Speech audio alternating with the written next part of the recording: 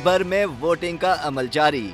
Adiala jail में कैद बानी पीटीआई ने क्या अपना हक राय दही का इस्तेमाल कर लिया? पंजाब के जेलों से भी बड़ी खबर आ गई। पंजाब के जेलों में कैद 1100 कैदियों ने पोस्टल बैलेट के जरिए अपना वोट कास्ट कर लिया। जेल इंतजामिया के मुताबिक इलेक्शन कमीशन से 2700 पोस्टल बैलेट्स की दरख्वास्त की गई थी, जिसमें से 1500 पोस्टल बैलेट्स मौसूल हुए। 1100 वोट कास्ट होने के बाद बाकी पोस्टल बैलेट वापस इलेक्शन कमीशन को भिजवा दिए गए हैं। जेलों में वोटिंग का अमल खुफिया रखा गया था। इससे कबल जेल जराये के मुताबिक बानी पीटीआई के अलावा पीटीआई के रहनुमा चौधरी परवेज इलाही, शाह महमूद कुरैशी और 18 कैदियों ने भी पोस्टल बैलेट के लिए दरख्वास्त दी थी।